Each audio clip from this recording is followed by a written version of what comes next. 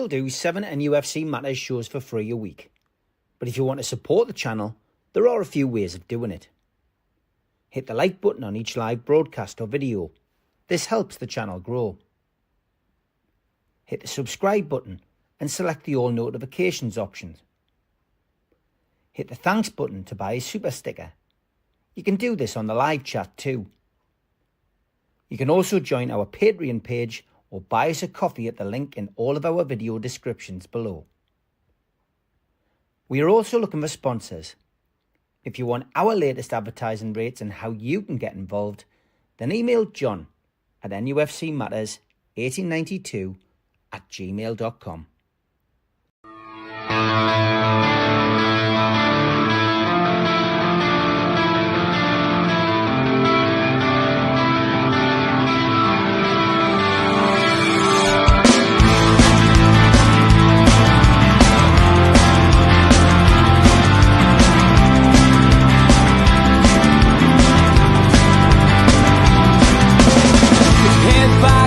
Critics attack. It feels like I've been talking to myself again.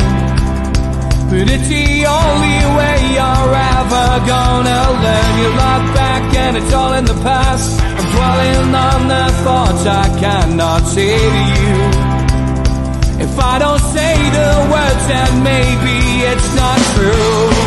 And it feels alright when they come and say to you, you're the only thing that makes us all believe. And it feels alright where the worlds collide.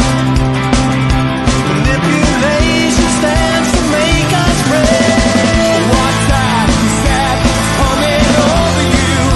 You wish it upon a star. You wish it on a star. You are, you are, you are. You fight back, it's an all-out attack. It feels like I've been taken on the world's machine. Because I want it more than anyone can dream. You look back and it's all in the past. You tell me how you live by all the things you do. Well, you can be yourself, but maybe I'm not you. And it feels alright when they come and say to you, you're the only thing that makes us all. Good evening and welcome to NUFC Matters. It is the three amigos, the perfect way to kickstart your Newcastle United weekend. And it's good evening to George, Steve, to Mitch and to you. 2 hours of the usual crack on the amigos. And of course, looking ahead to the game against Manchester United on Sunday. I'm going to start with an email from Paul Williams. Thank you for this, Paul. He basically emailed us today. He says, "Hi, Steve. I hope you're well. Thought you may like to see my son's school Easter egg competition effort. He is Joshua Williams. He is 10 years old and he'd love you to use it on the podcast if appropriate for the listener submission section.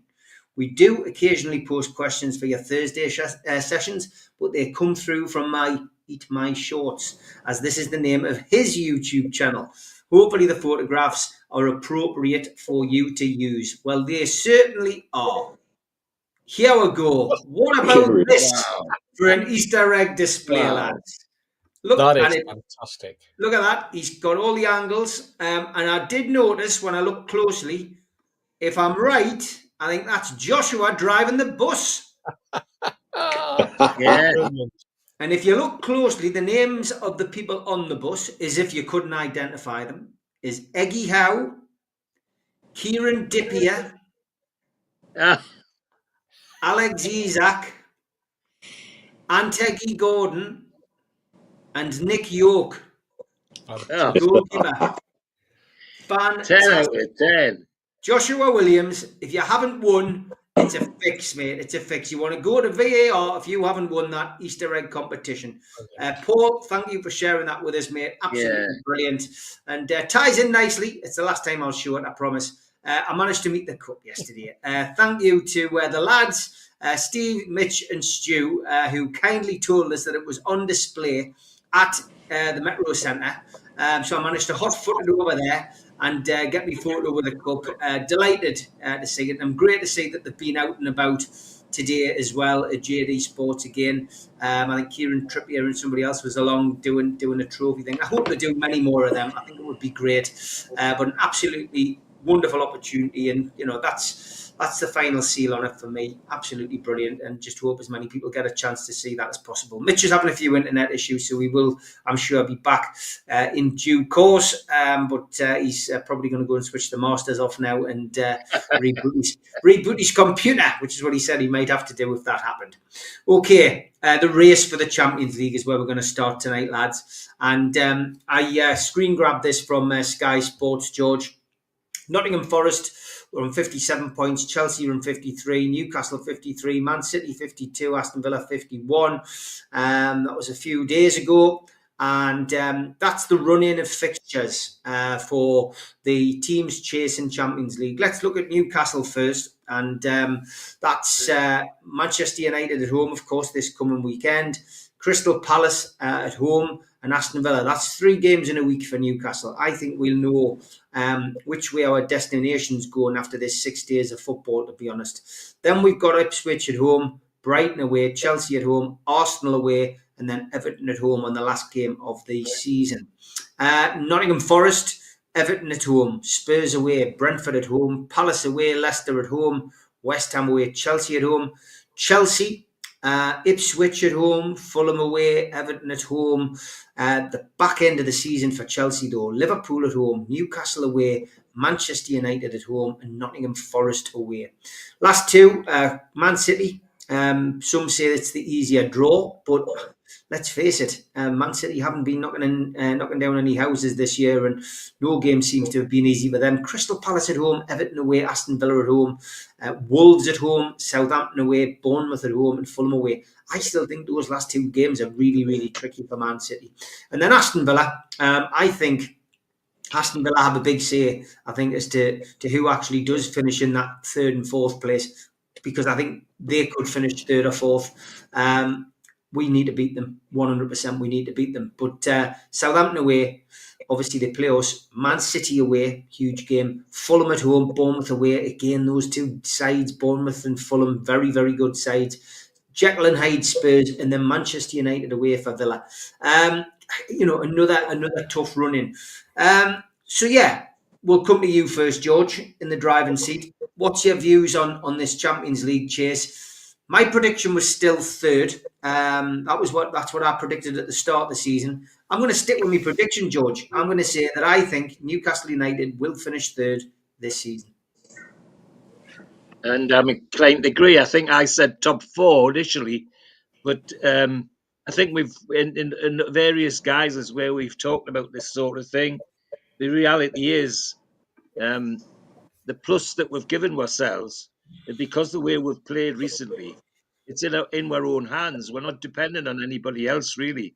If we win the games that we should win, particularly those at home, then 3rd place shouldn't be beyond we at all. In fact, it should almost be a given.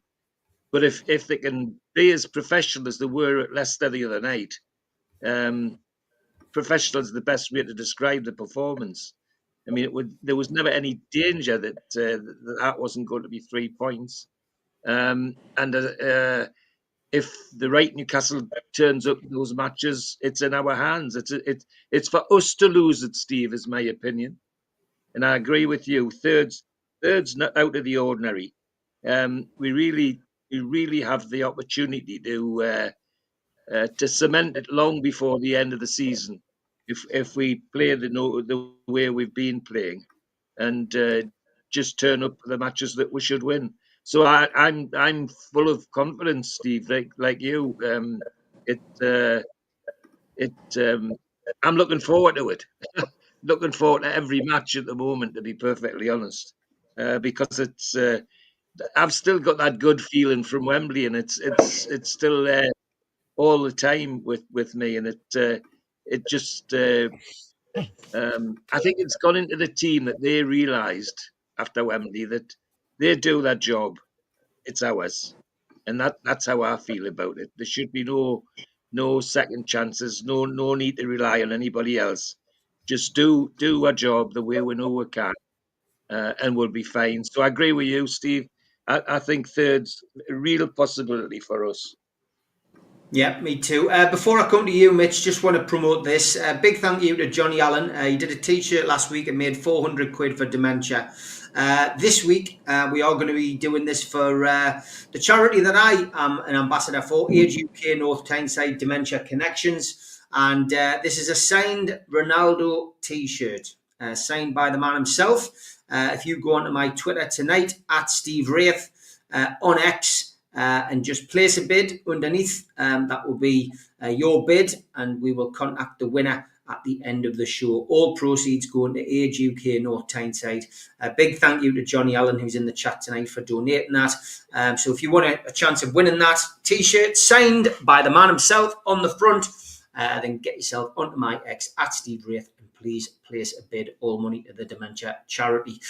Sadly, Mitch gone again. So we will come to you, Steve. There you are, just for your own benefit, just to have a look at those fixtures again. Yep. What's your feelings on this, then, Steve?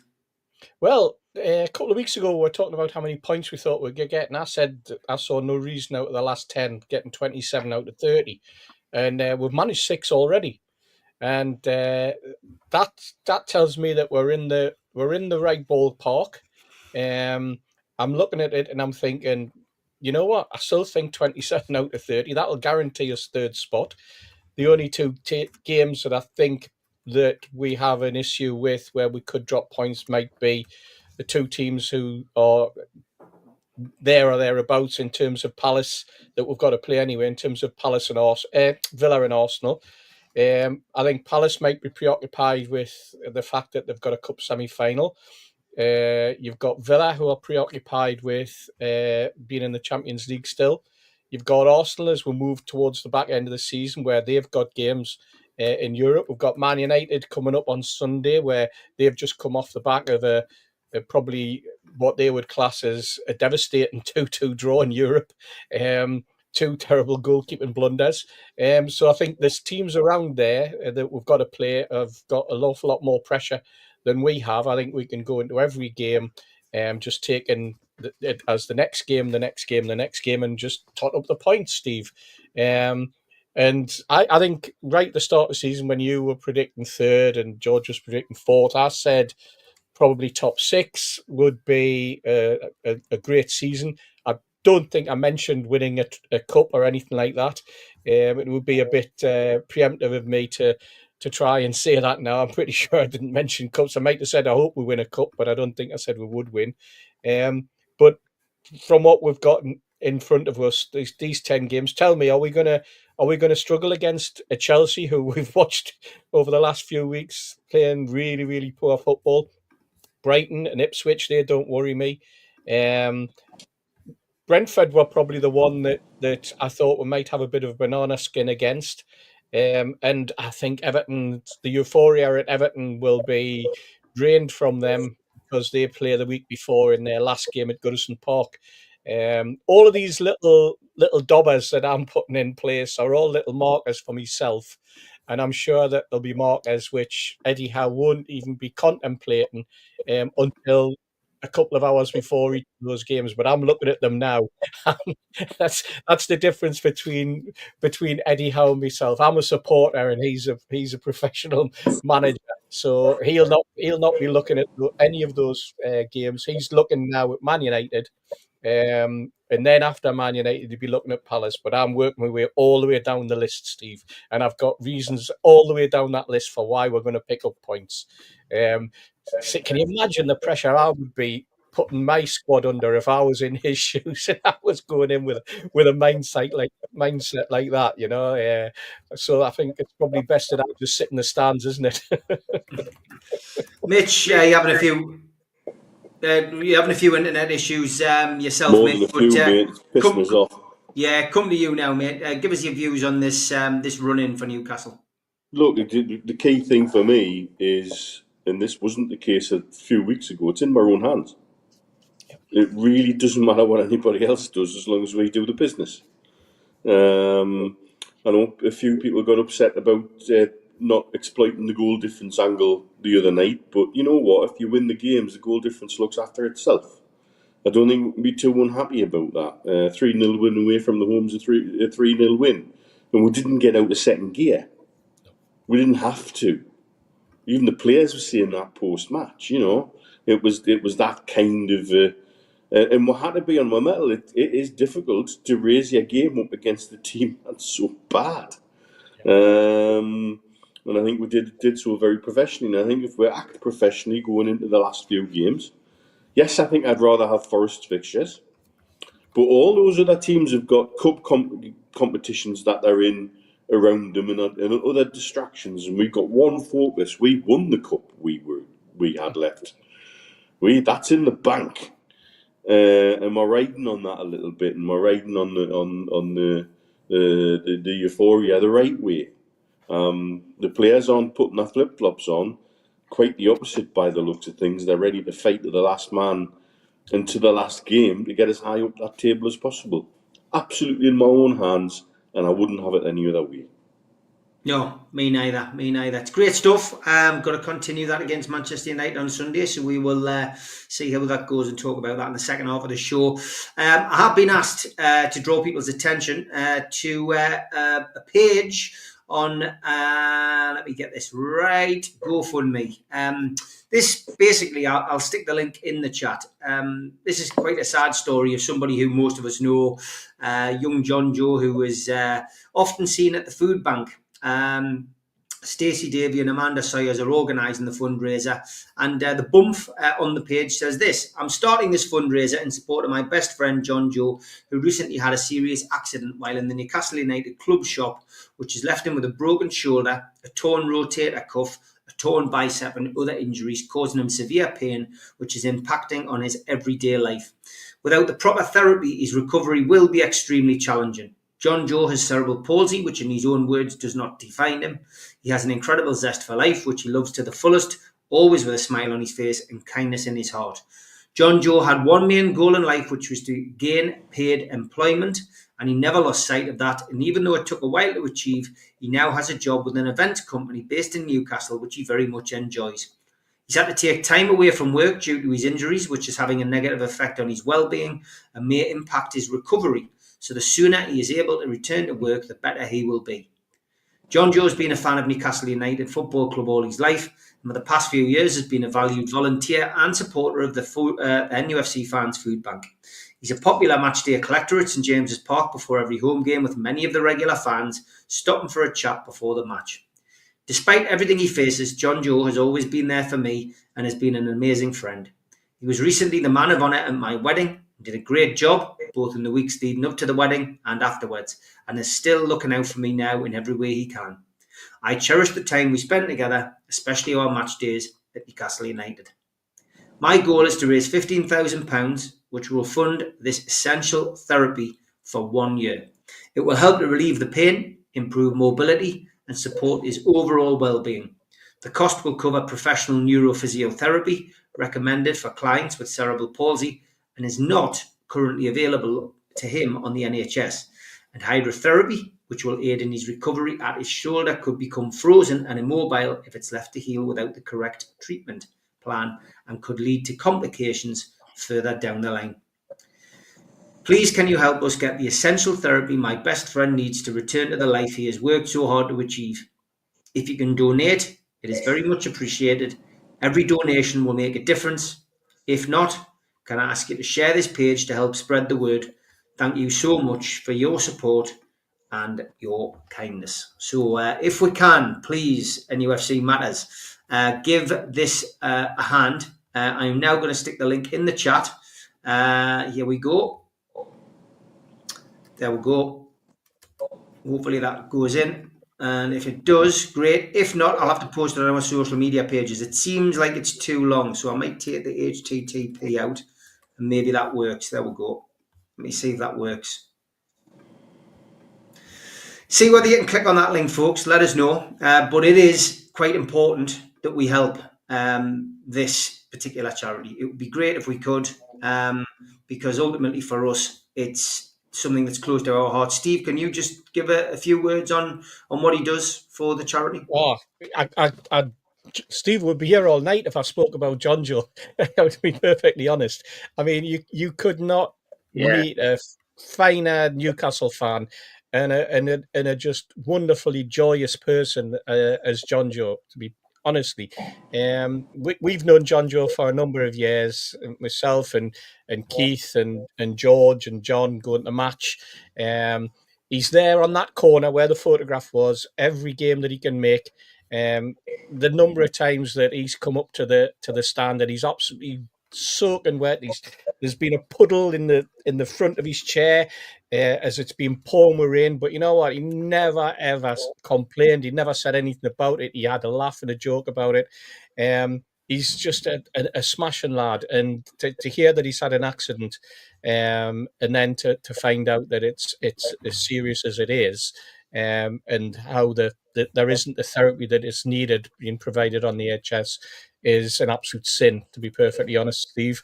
So if there are people at Newcastle United who can help, people in the foundation who can help, if there are people outside of the Newcastle fan base who can help, just anyone that can give John Joe and his family the support that he needs to get him back. And it's true. I mean, the work when he was applying for jobs and were putting the word out for to try and get him something. The desperation in him to wanting to be there, working for himself, doing something rather than just languishing in the house. And that for me said an awful lot about John Joe, about his drive and his determination. He will get through this, but why should he have to suffer in the long term when for a mere £15,000, there could be the physiotherapy and the remedial treatment that he needs to get him back the way he was. So, yeah, please help him. He's a smashing lad. He really is. A big miss when he's not at the food bank. As his friend said there, everybody comes over and chats to him. He is a genuinely great guy, and he comes from a lovely family. So, first of all, the most important thing is, John Joe, get well soon. We want you back out there, but the main priority is getting you fit, getting you well, and getting you the treatment that you need. So, good luck. Great. So, George, did you want to say something? Yeah, because John Joe and I got it, through the food bank mostly, but I've never met someone in his position who's so aware of what he wants to do and not just looking for a handout. That's what I was trying to say. He wants to try and do it himself, and all the contacts I've had, he's had some success, and others just. What gets me my goat is some people don't even bother to respond to letters, in emails from me, never mind John Joe. But he never gives in, and neither does his family. I mean, his mother's a delight to talk to, and they're not weighted down with this idea that they're a burden. They're far from it. They're pushing forward themselves. It's an inspiration to see somebody in his position, and I really do consider it an honour that I'm able to say that John Joe's a friend, and we need to do everything we can to get John Joe some help. And I'll certainly be contacting people I know to see what I can do. But yeah, help him. It really is important. And this isn't somebody who's looking for a handout. This is somebody who really does want to do things. And the fact that he's got himself a job eventually shows a lot about him. And yeah, great fan, great family. Great stuff. I can already see people donating. I've just gone onto the GoFundMe page. Well done, everybody. Thank you, Alan McKenzie. I've just seen you donated £50. Go on, Mitch. Yeah. Can I just add, I've had a bit of a shit day today, but you lads always seem to find a way to put things into perspective. My day's been a bit of an inconvenience, really. I'm crying on a very high level. And John Joe, funny enough, last time me and Stu were back together, I'd have been banter with John Joe at the food bank. We still talk about it now, to be honest with you, because he's sharp as a dart. And Oh, yes. it distresses me that there used to be a healthcare system that I don't think anybody would begrudge looking after properly somebody in John Joe's position. And that healthcare system is broken to the point where that doesn't happen automatically now. And that just seems, on so many levels, the way you look at it, morally, socially, and in many other ways, wrong. Yeah. Absolutely wrong. It's a healthcare system I've got to be, take on the chin. I walked away from myself because I couldn't make it work anymore for me and for my patients and for the system I was having to work with. It was one of the major factors in me moving away. And watching it from afar doesn't make it any easier. And so I hope we can help John Joe in any way, shape or form that we can. Very worthwhile for a proper black and whiter who deserves to live his life to the best of his capabilities, with every help possible. So thanks everyone. Yep, great stuff. Thank you to anyone who's donating. It's much appreciated, and I'm sure that the family will be very happy about that as well. Thank you, Simon, who's donated, and he says he'll share with the San Diego mags as well. Cheers, Simon, much appreciated. And another American connection. It's his birthday today, so can we say, lads, a very big happy birthday to Jimmy Moore? And he did say to me this week that his daughter would be over the moon if we mentioned him today. So we had it on the calendar. It was there. We knew when it was your dad's birthday. So happy birthday, Jimmy. And as a special treat, I'm going to sing happy birthday to you. Happy birthday to you. Happy birthday to you. Happy birthday, Jimmy. Happy birthday to you. Fantastic. There we go. I think Happy birthday with the most ridiculous time delay you've ever known. We're harmonising, Mike. That was a happy birthday remix version, was it? It was, with like yeah. loads of reverb behind it and everything. It needs seriously remixing. Thank you, Eamon. He says, NUFC matters. Fair play, lads. You always seem to highlight some people who are less fortunate in life. Truly great compassion and empathy. One of the things that makes NUFC matters so special. How are the lads? Thank you, Eamon. Much appreciated. But we just tried to do our bit. James Moore says, thank you very much. She's smiling from ear to ear. I hope she's having a good day, and I hope you're getting spoilt, Jimmy, and I hope you're getting some cake. Mary Byers. You're right. Oh dear. You're right, Mark. I see Mark's wife is on. Christ, you've just ruined Jimmy's birthday, says Mark.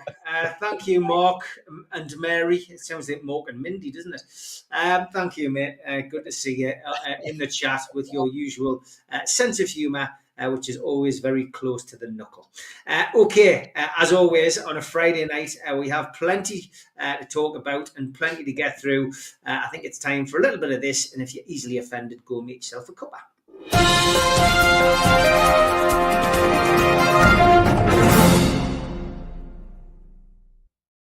Tweet of the week. I did get this last week. Seen this in a bookstore in Whitley Bay, Steve, called Beardsley is the best. Best of Beardsley? What on earth is collected and edited by Aria Walker? Does anyone have this book? What is it about? Surely it's not about Pedro. I wonder whether Peter's got it at home.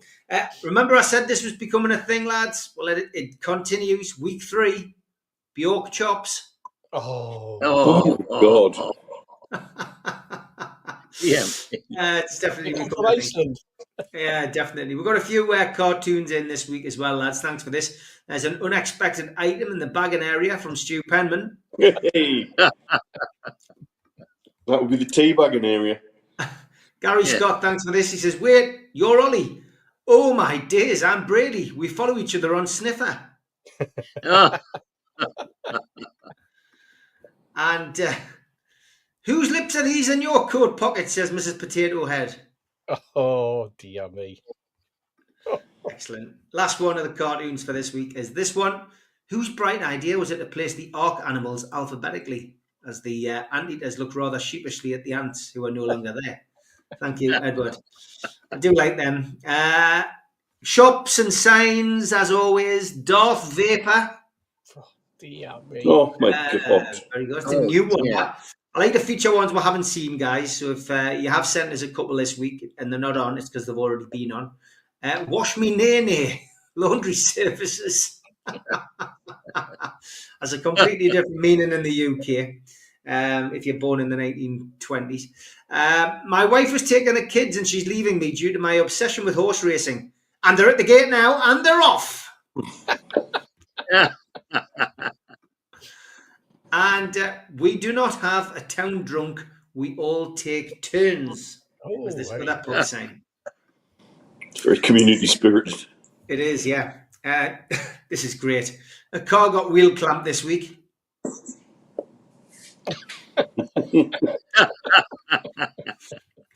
Clearly don't want it back. And meal prep for this week. Monday, Greg's.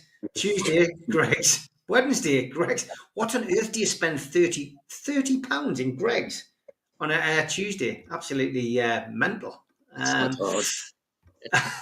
Another one from Gary as well. My name was Chloe. I wanted to live. Your personal choice killed me. Don't buy it. And Coco puts, I would look for one with my name on it, like those Coca-Cola bottles.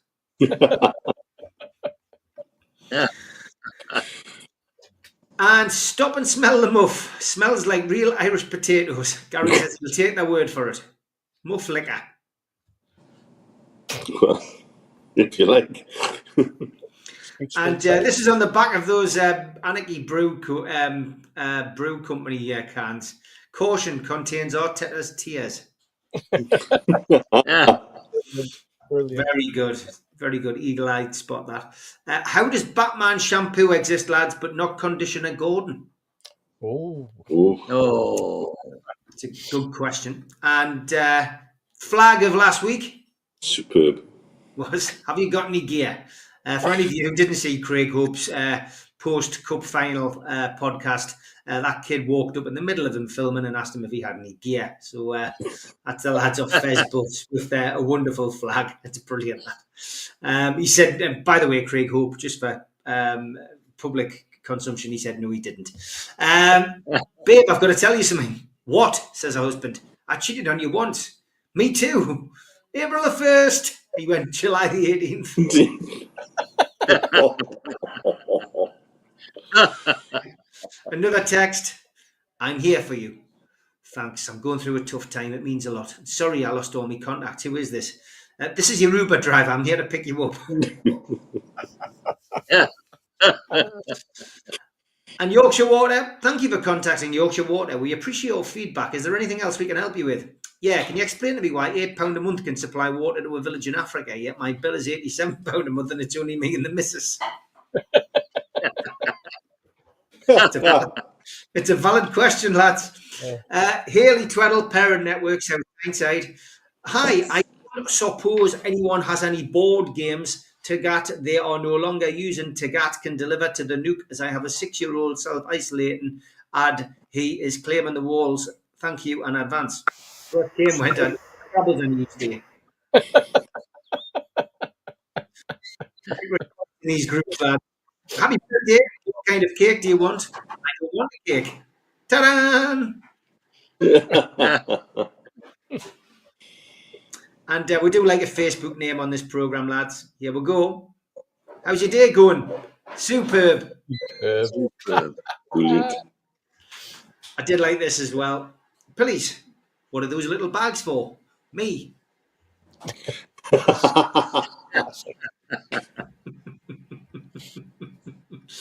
And so it begins. Only our generation, lads, will get this. Of course, it's Wile E. Coyote and the Roadrunner.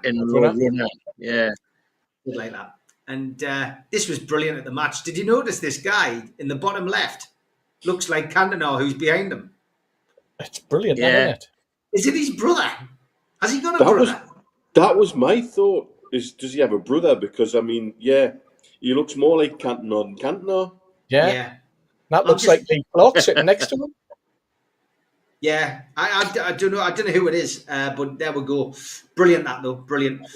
Children born first feet briefly wear their mother as a hat, but no one is ready to talk about it. Thanks to Craig for that, for bringing that one up. Yeah, me, Craig. Oh, God. And me, when someone doesn't believe me and they Google it and say, I'm right. Happened quite a few times this week. Lads, where do bad rainbows go? Well, they go to prison. It's a light sentence, but it gives them time to reflect. Oh, dear me. Oh, God. And you know what annoys me is when you go round to someone's house, they ask you to take your shoes off at the front door. 99 times out of 100, they don't even have a bouncy castle, lads. Thanks to Keith for that one. And I suggested to my wife we go to the pub separately to relive our first date. So she walked over to me at the bar and asked, "Can I buy you a drink, handsome?" I replied, "Get lost, I'm not falling for that again."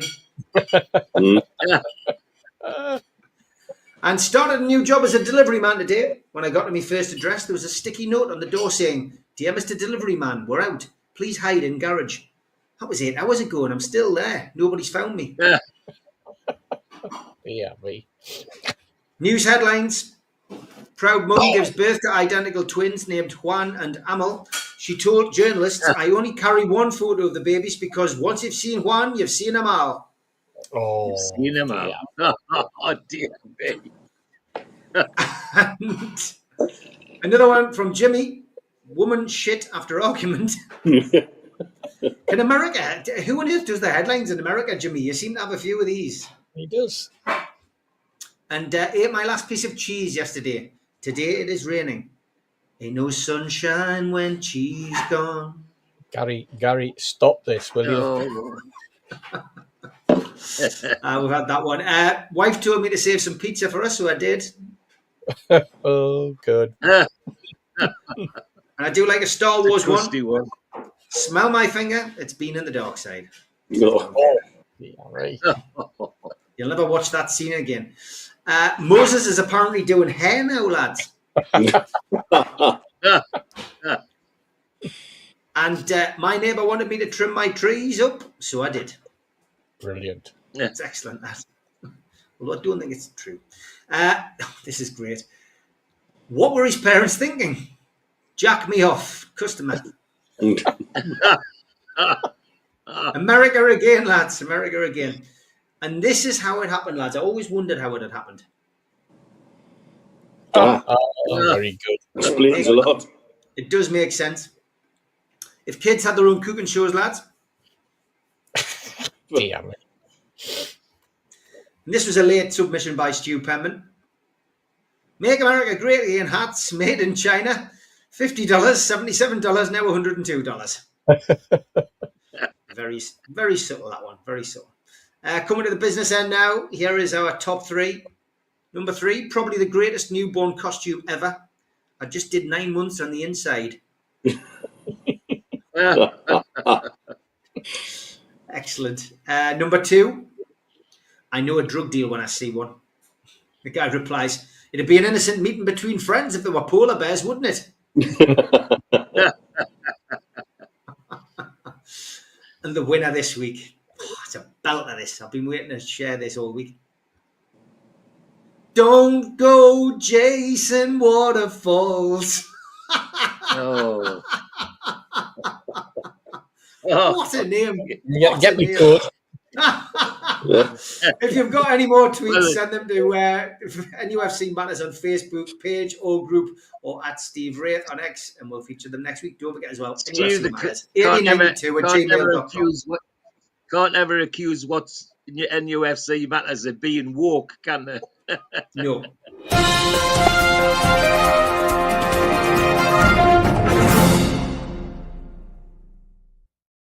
Okay, if you're in the kitchen, you can come back now, and it's all clear. £500 has been donated to John Joe's GoFundMe on the show, which is fantastic. Wow.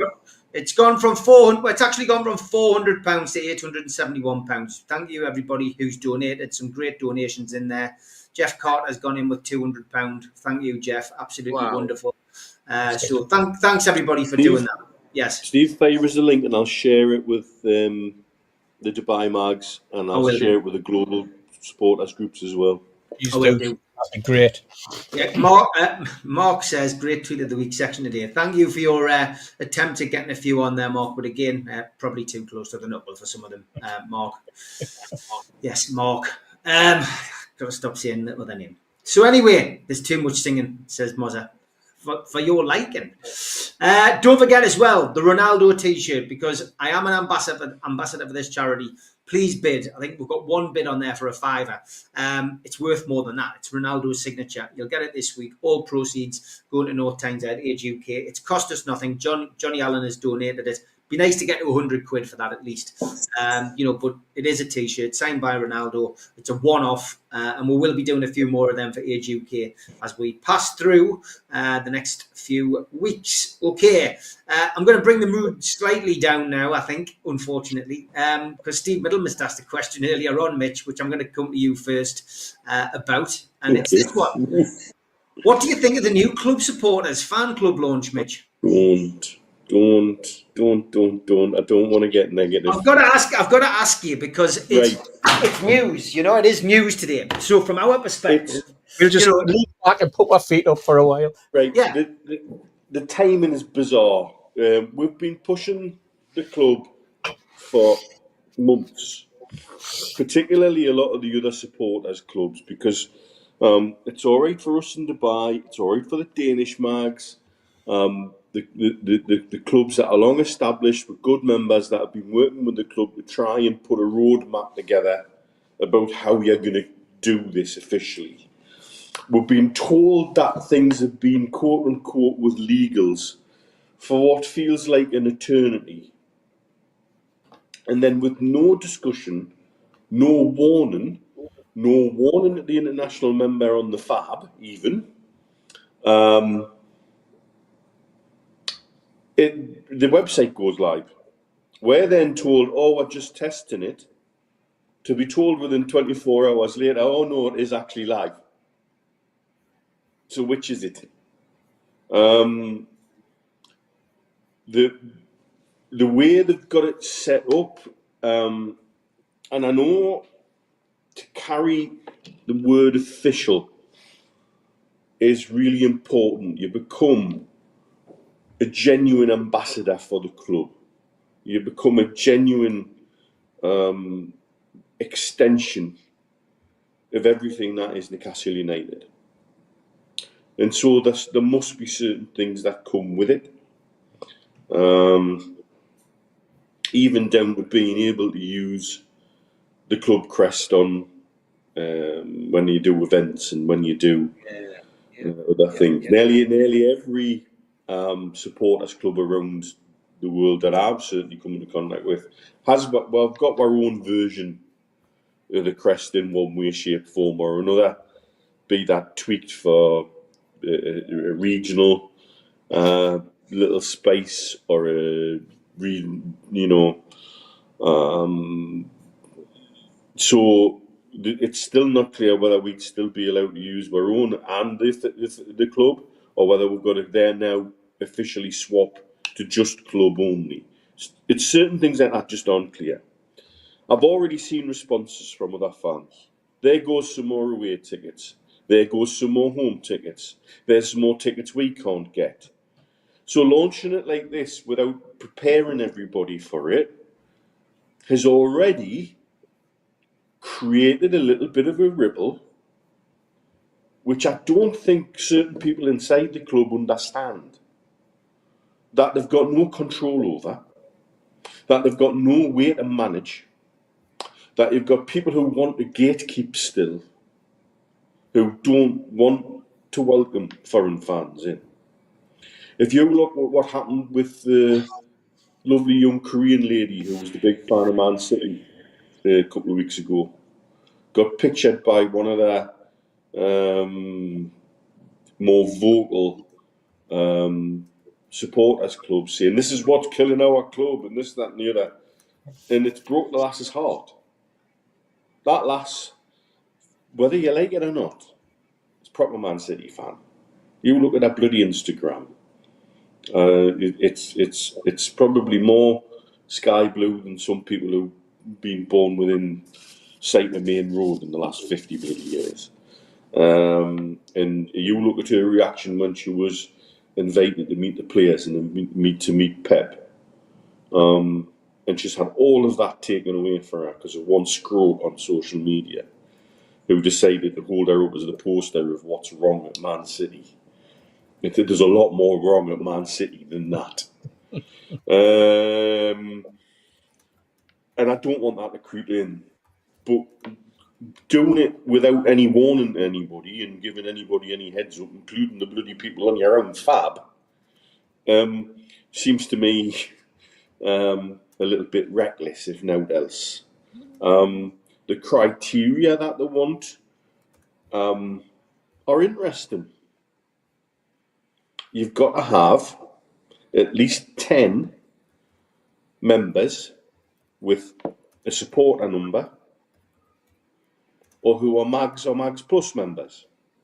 Now, one thing we've been asking collectively as international fans is international members, what do we get? What's in it for an international member to join Mags or Mags Plus? And currently, the answer is basically fuck all. Because we can't access some of the things because we're thousands of bloody miles away. We can't, enter in ballots and things like that. There is no separate international ballot, even though we've been promised that that would be the case eventually one day. So that starts to feel like a money grab again. Now, the way to control the international groups is by having people who are tied financially. Now, I've seen how this went wrong with Chelsea. You all know one of my mates out here, you've heard us talk about him enough, and I'm at his bar enough. The reason he fell out with the Chelsea Supporters Club was because they insisted to join their supporters club, you had to be a platinum member of their supporters club. And so he's like, well, I'm not paying X amount of pounds just to come along to the Belgian beer cafe in Tik Tok to watch a game with you lot. I'll just watch it at home. F you. And so it's really very difficult to justify why they insist on that as part of the criteria.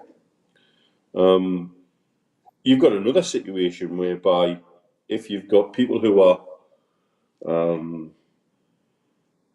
not happy with each other, you always get splinter groups, and you always get groups. Who's to stop one group getting in first and saying, well, we're the representative for this one, even if there's been a much longer established group down the road? There's subtleties within our fan base like that people just, again, within the club are not equipped to deal with or understand. They're too busy protecting their own positions, and they're too busy counting certain numbers and ticking a lot of boxes. And so to say that it could have been managed better is an understatement. To say it's caused a little bit of a ripple on with the international fan groups is an understatement. I think that's fair to say. That there's a few unhappy people out there at the minute.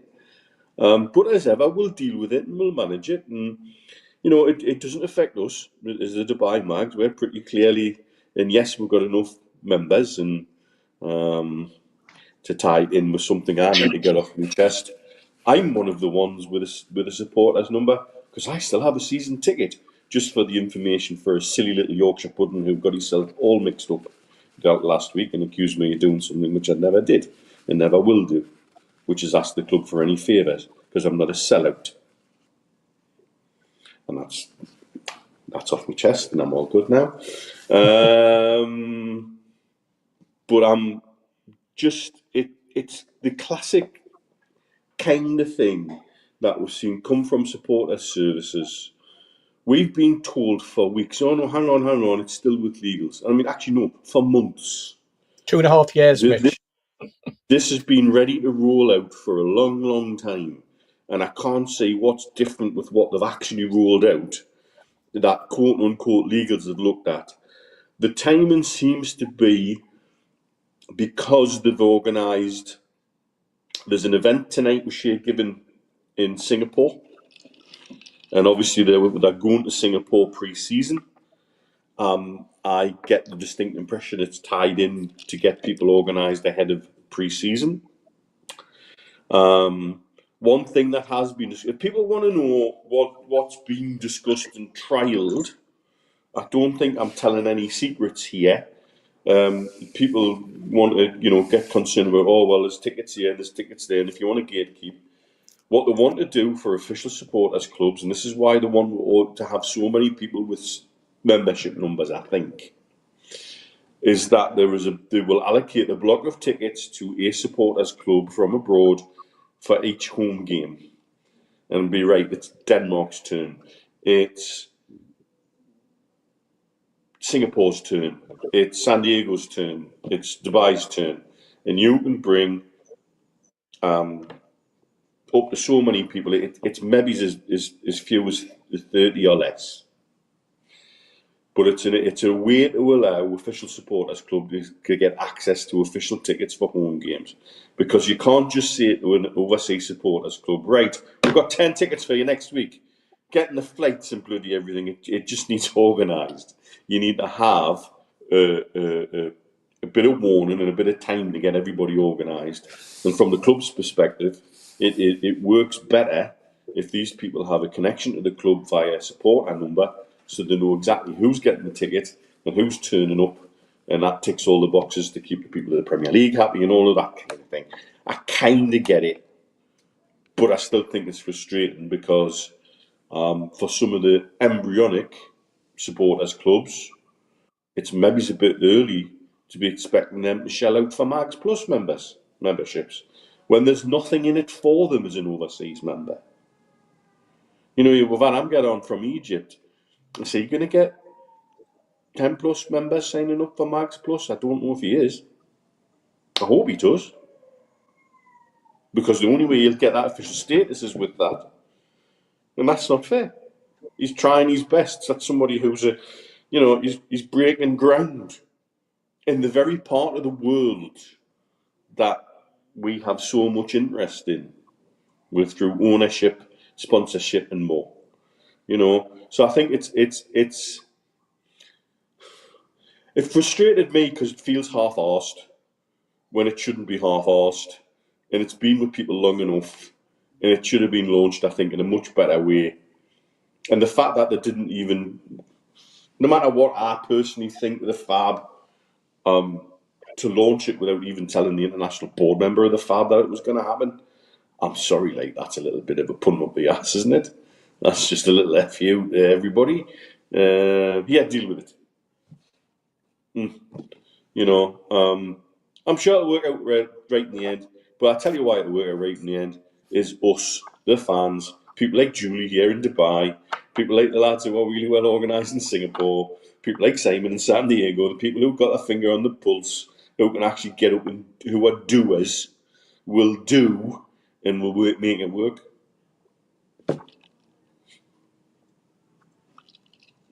Steve, your views on this wonderful launch? It's about control, Steve. That's all it is. It's about control. It's supporter services, and for to use the excuse that it's been sitting with legals for what is now 2.5 years. I remember when we were in dialogue with Amanda before she left. Going back even further than that to when she just started, and one of the little pieces that we put together that I jotted down was about a supporters club for international fans and how you do it. And the model was already there. You just had to go online. You just had to see how Man City had set up their Manchester City supporters club. Very straightforward, very simple. You know, you keep your own membership. You're in charge. You're in control. But you refer back to the football club. You give us numbers. It was a way of them adding names onto a database. You paid a small fee. You got access to things like flags that you could display around the location or locale of wherever you were showing the games. Try to control it in that manner, but didn't try and make it a big financial thing. I'm not saying that Man City are in any way, shape, or form the model to follow for everything, because they're certainly not. A perfect example being the way that the Man City Football Club completely ignore their fans that run their fans food bank, for example. Have no engagement whatsoever, refuse to engage with them, and continue to do so, and have even refused to have anything to do with various other organisations who have come to them on a charitable basis. That just seems to be the way that Manchester have shut themselves off from their fan base, whether that's because they're in dispute with, you know, a variety of fans across the board on everything from the ticket prices to access, to the way that tickets are allocated. Who knows? But there seems to be a bit of a break in supporter relations at Man City at the moment. I would hate to think that would happen here, but it just shows you how very quickly, even with the success that Man City can have, that if you have people in the area who make the wrong sort of decisions, or don't enter into fully fledged dialogue with supporters, things can very, very, very quickly go wrong. My understanding, sorry, Steve, to put in, from the Man City perspective, speaking to City fans out here, there actually seems to be a divide based on official and unofficial supporters clubs, believe it or not. Yep, and that is always going to happen. And it I think that we talked about this very, very slightly yesterday among our little group, where we said, you know, is it going to be a case of who gets in first? You know, using Al Walid as a perfect example. Is it Al Walid in Riyadh, or is it the lads on the other side of Riyadh? Now, Riyadh's a big city, you know, it's got a massive population, and who's to say that you can't have 2 or 3 or 4 fan groups within that city, because it's so big and so vast. And travelling across it is very, very difficult to get together for a match day. But if someone got in first, does that eliminate the other 2 or the other 3 groups that maybe just wanted to set themselves up? Is it limited to 1 per city? Is it limited to 1 per county? Or, you know, however. None of this is clear, Steve. Yeah, That's exactly it. If somebody's asking the question, then it means that the answer is not pretty clear. It's not laid out and it's not structured, and that comes from a lack of dialogue. It comes from a lack of understanding of your fan base. It comes from a lack of understanding of what international fans want, what the needs of an international fan are. I think we're in a bit of a learning curve, aren't we, as a fan base? In terms of understanding, because it's new to us, that we've got people dotted all over the world now wanting to follow Newcastle United. In the past, it was just a case of, well, I knew a lad in Dubai, or I know a lad in Riyadh, or I know a lad in Singapore, or I know some Australian mags, you know, because they're expats who live here and have moved away and not, you know, or are working there, or somebody on an oil rig or something like that. Or every now and again in the Strawberry, there would be a party of Norwegians would arrive, or a party of Dutch, because they'd come over on the boat, or the Danes, and relatives. I've got friends whose relatives would come over with the Danish mags. But it was always a sort of like, wow, you have come from there, dear me. Very rarely was it a case of how'd you get tickets, because tickets were always easy to get. Now, because of the success, and because of the nature of having to order a ticket or book a ticket, or, you know, beg a ticket so far in advance of the game, and your name having to be there, and now you have to be a Magpie member or a Magpie Plus member if you're not a season ticket holder, and how difficult it's made for season ticket holders to transfer tickets to friends and family or to acquaintances. All of those type of things have made it more and more difficult. And in effect, what that's created is an alienation of probably some of the international fans, and it's why we've got a bit of a dichotomy over how we treat international fans, or how we treat visiting fans, who are black and white through and through. because we're alienating them. Because the question's always in the Strawberry or in the Irish Centre or in any of the bars, when you come across somebody, is somebody's going to say, how did he get a ticket? How's he got a ticket? Oh, John hasn't got a ticket, and so on and so forth, and it shouldn't be like that. Maybe this is something that's going to clear itself out when we get a ground that is 80,000 plus. Maybe it's not. I suspect will become far more corporate and far more difficult again. But some of the international groups have been hanging on this announcement, partly to progress, because they know that there's a few who they've been trialling things with that are in advance of them, and they want to be in the same position as us, because some of them have been up and running longer than we have in Dubai even. And I think there's a genuine, I don't think I'm understating it by saying there's a feeling of disappointment. Like, well, is that it? You've kept waiting all this time, and you've done it without giving me any warning that you were going to do it. And what you've done is nothing different to what you were bouncing around with 18 months ago. So what's the point? And how does that help us? And like I said, it'll work because there's enough idiots like us who'll make it work. But I genuinely don't think there's anybody inside the club who understand the potential ripples that they've already started, or have the ability or the skill set to stop the fire if it starts. I'm not being funny, Mitch, but a supporters club should not be tied to having 10 of you being a member, a Magpie member, or whatever you want to call it. It shouldn't be tied to that. It should be. There should be 10 of you. That there's 10 of you together. Want to sit together. You want to set up a little group. You want to call yourself. You want to have the pride of wearing the shirt, wearing the black and white, being a supporter, and then to turn around and there's 100 of you, and you say, "Oh well, by the way, I know there's 100, but 10 of you have got to pay 35, 37, whatever it quid, so that the rest of them can join." It shouldn't be like that. And I know you'll get round it because there's ways and means, but it shouldn't be like that in the first place. There should not be that restriction put on, or that set of charges put on setting up a supporters club by insisting that at least 10 of you have got to be a member or a member of the Newcastle United rip-off ticketing organisation, because that's what it is. Allowing you to join a ballot, because let's face it, it is it's a lottery.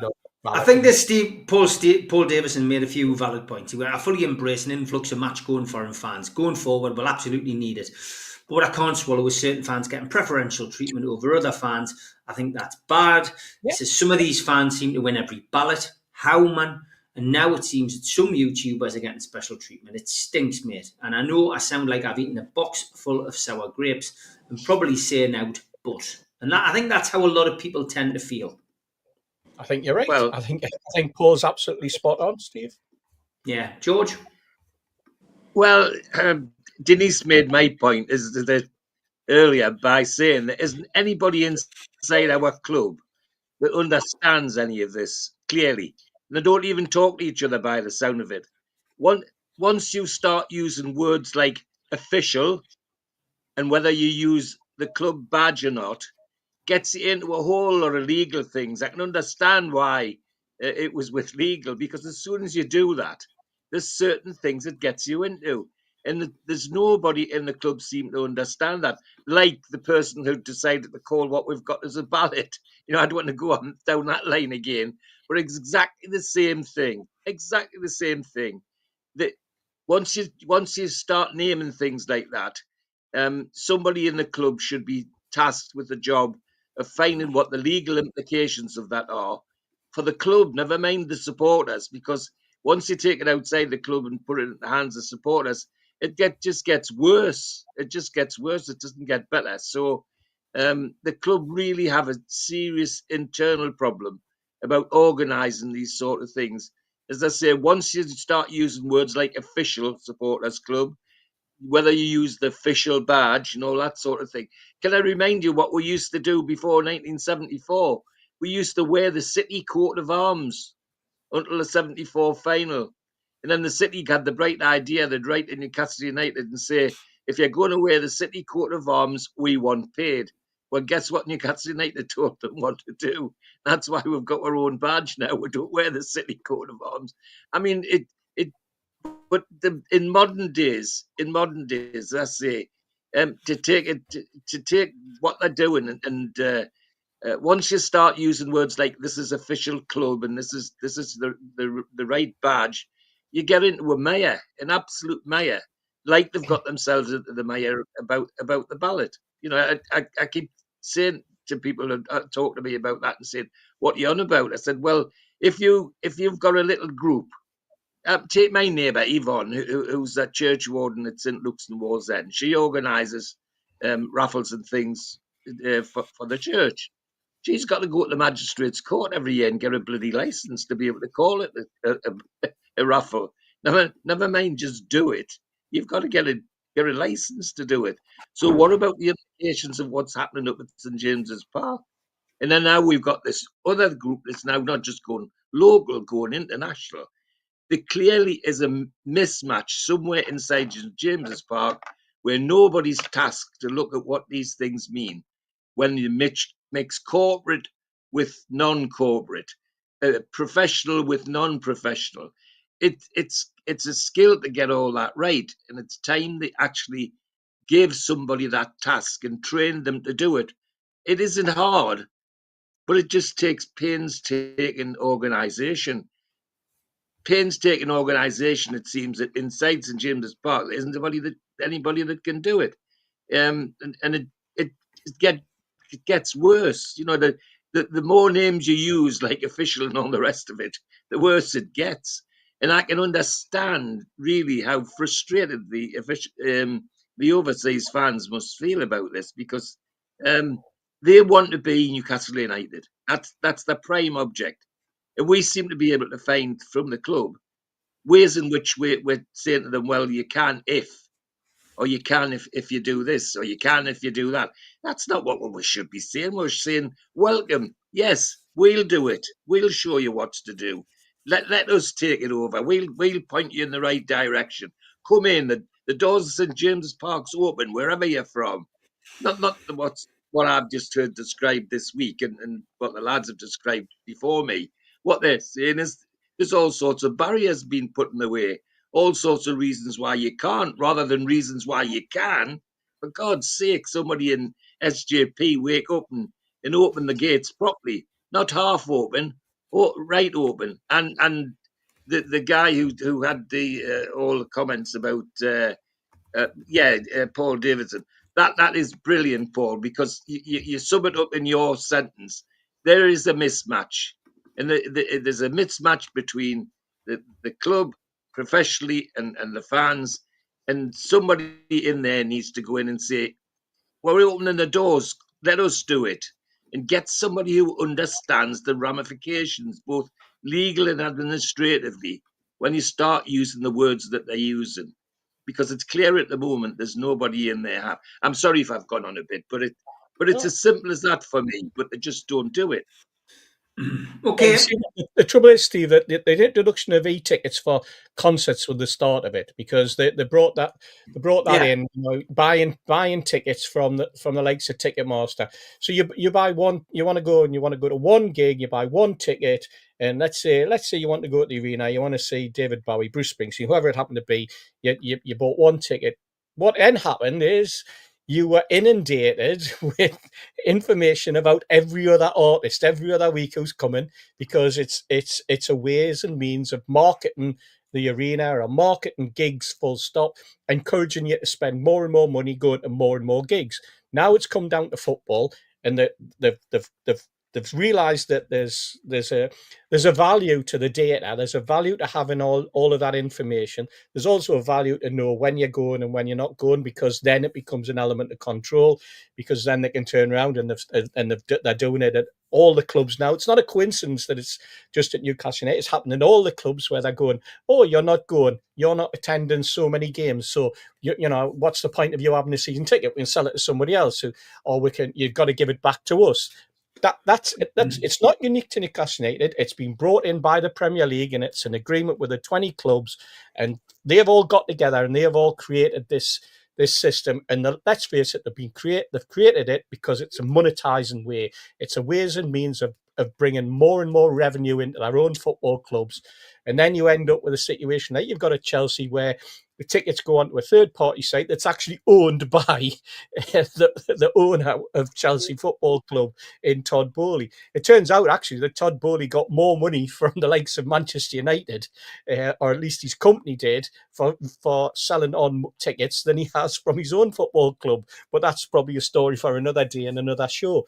But it shows you that there's a value. There's a value in being able to resell things. There's value in the data that they're holding on you, because it's all used in marketing, and it's used way beyond anything to do with Newcastle United as well. I mean, it's no coincidence that you can buy something from somewhere online, and before you know it, you're getting text messages and you're getting phone calls from people. I've had 3 today, for God's sake, from 3 consecutive phone numbers in Manchester, all wanting to know which newspaper I buy, just because I've bought something online a couple of weeks ago.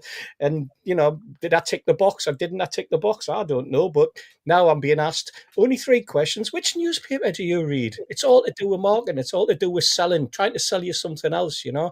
And I think Newcastle United are caught in the trap as well when it comes to that as well. So they'll be grabbing more and more data from more and more fans all around the world, internationally, because again, it's useful to know how many supporters you've got in each country, but also how you can target them and who else can target those fans for other ways and means. So it's monetized at the end of the day. Also, Caught in a trap and no way out. Sorry, George. We've got to get the ads in. We're well over halfway through the show. Big thanks to all our sponsors. Skips and Bins. Say hello to low-cost waste disposal with pay-as-you-go and contract waste management. Their website, skipsandbins.com. Contact them, www.skipsandbins.com/contact. Big thanks to Mr. Vicky's Sauces, handmade in Cumbria. Their website, mrvickies.co.uk. Email info@mrvickies.co.uk. Telephone 01768 210 102. Thanks to our fanzine sponsor, United Group Travel, UK Coach Holidays. There are no strangers on our tours, just friends you haven't met yet. 2 crew, driver and courier, local family company, 3-star plus quality hotels, no interchanges. Hot and cold snacks and drinks available on the coach, all excursions included. Their website, www.unitedgrouptravel.com. Email beverly.ugtl@gmail.com. Telephone 01670 632 460 or mobile 0791 666 4174. A big thanks to Media Arts for all the technical side of things. And if you want to listen to us as a podcast, you can find us on Sport Social Podcast Network. We're also available on iTunes, Spotify, and other podcast providers. If you want to support the channel, then hit the subscribe button. We still do 7 shows a week. Hit the like button, which is the thumb underneath this video, and click share to your social media. You can also take out a monthly membership or an annual membership at nufcmatterspodcast.co.uk. For the lifetime membership, you can pay £25 and get a pen, a beer mat, a fridge magnet, a badge and a keyring and your membership card, and entry into the monthly draw. Some events coming up: 27th of June 2025, the end of season party. Beresford, Howie and Watson will be at the Tyneside Irish Centre with Joe Allen in aid of North Tyneside Age UK. You can get your tickets for that one from nufcmatterspodcast.co.uk or from Woucher. No Covers takes place at the Clooney. That's on the 29th of June. midday till 3:45, and tickets are £10 from theclooney.com or newcastlelegends.com. Northern Horizon, a Blake 7 convention, takes place on the 9th of August, 10 till 4 at the Tyneside Irish Centre. Come and meet some of the cast and crew in aid of Age UK North Tyneside Dementia. Tickets from nufcmatterspodcast.co.uk. An evening with Peter Beardsley and Chris Waddle takes place on Friday the 23rd of January 2026 at the Tyne Theatre and Opera House. You can get tickets from the box office 0844 249 1000 or from tynetheatreandoperahouse.uk. And Bad Manners are back in the Northeast at the O2 City Hall, Friday the 30th of January 2026. Tickets from ticketmaster.co.uk. And we have copies of The Entertainer's book, signed by Les Ferdinand, available from nufcmatterspodcast.co.uk. Okay, big thanks to everybody who's kindly donated to John Joe's charity. 28 people have donated since the show started, and you've managed to get them to £1,011, which is greatly appreciated. Yes, wow. Thank you to everybody. If you want to donate to that, please click the link at the top of the chat, and you can do that. And I did post the Ronaldo t-shirt into the chat as well. Thank you to George Hayes. He's bid £100. He is currently the highest bidder. All of that money, of course, going to Age UK Dementia on North Tyneside. Lots of comments coming in. Paul says, if the club can tell if you bought your ticket and not attended 4 times, it can also tell that Mr. X and Mrs. Y have been successful in every ballot they've entered. They are looking after certain people. John says, what was John's comment? Here it is. If you can prove that you've travelled from abroad, the club should have tickets available to purchase on a match day, in my opinion. Spending £1,000 to get here equals commitment. Jules says, I live too far away to make being a member and entering ballots anyway. I don't begrudge fans from any country getting a ticket as long as it's fair. I won't single people out either. Fair play to them. I think that's the problem, though. It is feeling more and more like divide and conquer with tickets. We do often talk about it on here. Divide and conquer is certainly something which we've seen before and we'll see again. Mozza says, while we're on the subject, how do external sites sell tickets months in advance with seat numbers before they are on sale to members? Club says they don't know. Another problem that they've got. So tickets has always been something that we've had a gripe about as supporters. And it's not just us, it happens at other clubs. They need to get the house in order with regards to tickets because, as you can see, only by the small percentage in our chat, you can see how many people are upset. We do know the Club Watchers podcast. Take it on board. That's what we are, the critical friend. We do like to make sure that you know about these things. And sometimes clubs put their fingers in their ears and don't want to listen. Be worth reaching out because I've seen all of this already out here with Chelsea, with Man City, with Liverpool. There's a big divide. I was speaking to somebody who was on the board of the Liverpool Supporters Club out here today. It's a patient of mine. And they still have a rift now, and it's caused by criteria from the club about what you've got to be an official Liverpool Supporters Club. And effectively, they're splintered into two. And the splinter seems to be people from Liverpool, people not from Liverpool. And I never want to see that happen to us. Yeah. No, definitely not. Yvonne says, I was lucky enough to get a season ticket 3 years ago under Mike Ashley. However, I was a supporter in St James's Park back in '64, selling lottery tickets as a child for free entry. Lucky lottery for me. An old lady, she says. Thank you, Yvonne, for that. Steve Middlemas says, I've not got one ballot this season, but I do wonder how many members would purchase a season ticket. And John says, Denise, I don't think the genuine overseas fans amount to more than a few 100 per match. I might be wrong, but it can't be that many to accommodate. So be interesting to see the figures from that as well. Let's move on from tickets anyway. We'll try and lighten the mood a little bit on here as well when we can, or talk about stuff which isn't as controversial. We know War Flags have done a great job for us, and this is from Phil Scott. He says, question to you lads, how do War Flags get the sentiment and mood so right? Silver Foil, Carabao Cup, Eddie Howe, History Maker, Sam Fender lyric for all those who didn't make it through the night.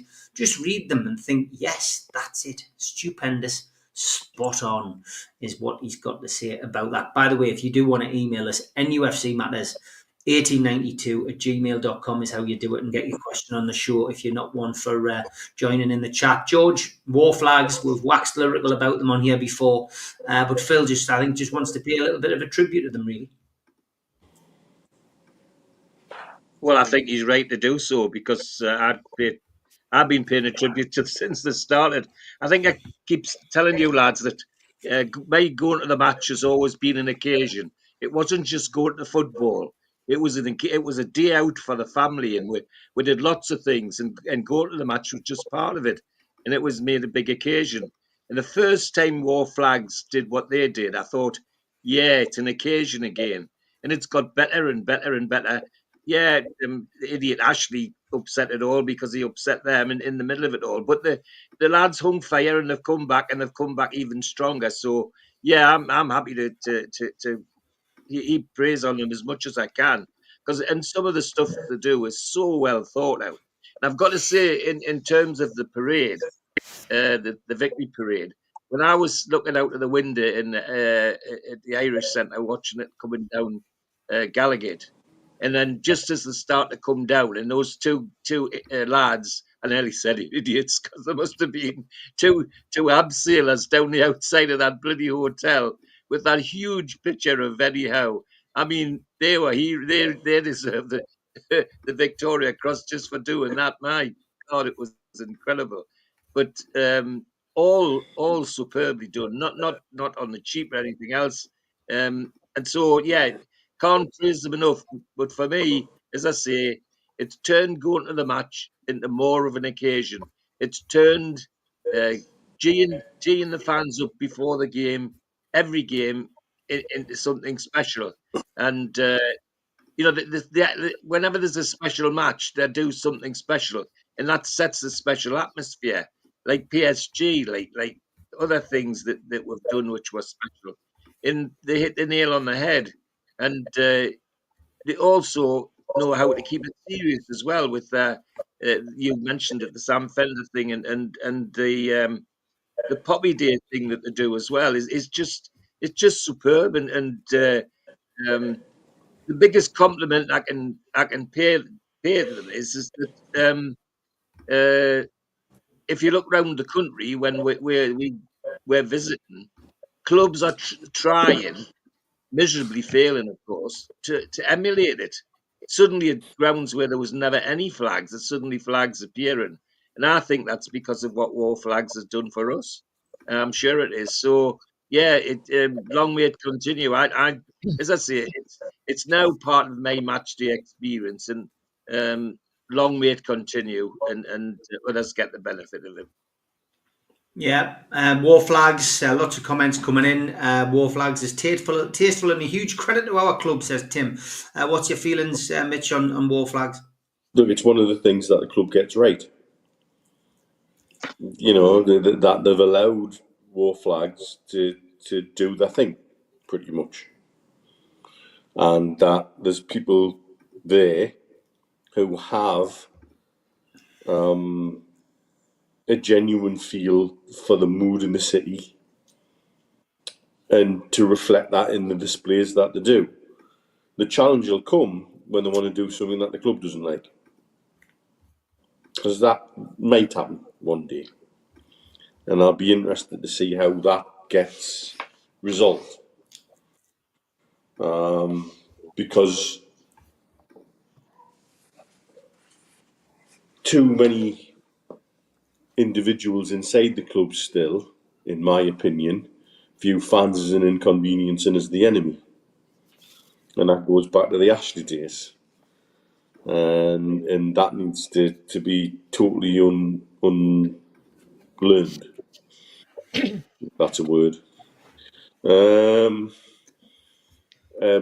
you know, to give them their dues, they still have that finger on the pulse about the feeling in the city and the feeling of the fan base.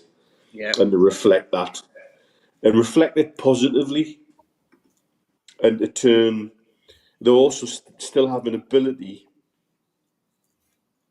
to circle the wagons and create a little bit of siege mentality when it feels like people are on top of it and we're being picked on unfairly.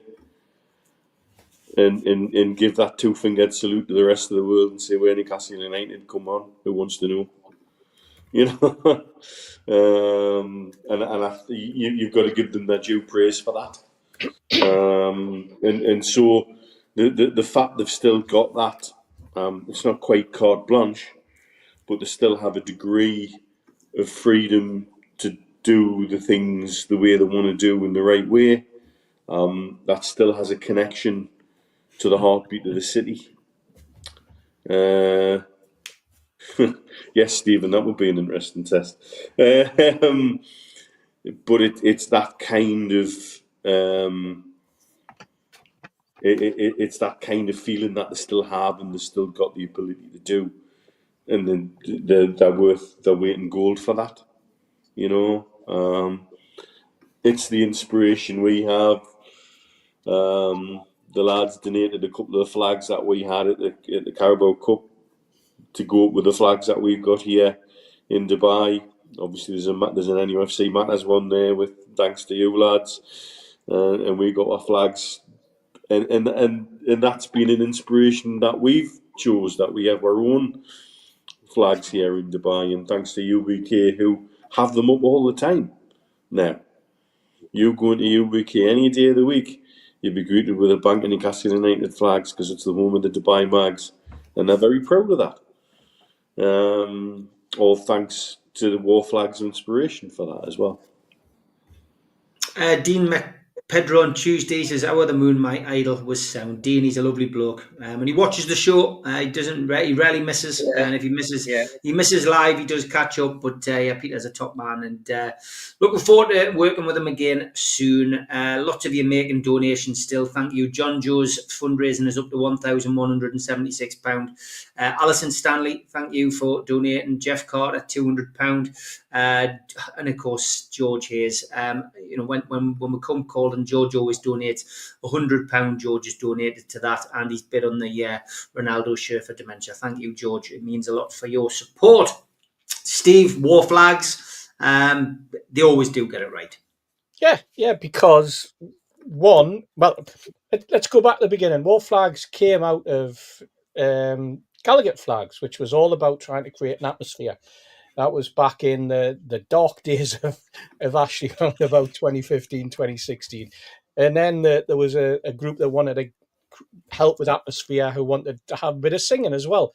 And then kind of it all morphed into War Flags, if you like, when I think the lads who had originally set up Gallagher Flags decided that it was just getting too much, and they wanted to go in a different direction, or not be so heavily involved, because it became apparent, I think, that War Flags had the ability to actually really move into a different stratosphere, which it did. I think the good thing about War Flags is, first of all, and it's probably something that we've been talking about supporters clubs and supporters groups, there doesn't seem to be any egos in War Flags, Steve. And you don't know who it is. You don't know, you never really get names. I'm going to throw a name out there, which I think probably only a Christian name, because I think he deserves an awful lot of praise, and that's Dan, the designer. Dan does some fantastic designs, and I know Dan. But ironically, a lot of the lads in War Flags morphed out of the Ashley Out campaign. And it just goes to how you can go from a protest group and a group of fans who came together with a specific aim, which was to get Mike Ashley out, and morphed into what is now probably the country's most formal supporters group in terms of what they produce on a match day that goes worldwide. The Premier League, Sky TV and TNT and the international TV companies must love coming to St James's Park just to see what's going to be happening, because they love those displays, those match day displays. You hear in the voices of the commentators at pitch side. You hear it in, they're always shown on Match of the Day. It's always shown on Sky. And it just goes to show what atmosphere means to the TV. And that's probably why that obviously coupled with the quality of football on the pitch is why we do so well on in terms of the TV exposure that we get. But it just goes to show you take the egos out of it, and you have people involved who obviously work as a collective, have various roles that they all adopt on match days and during the week to get the flag displays put up and have them ready and in position.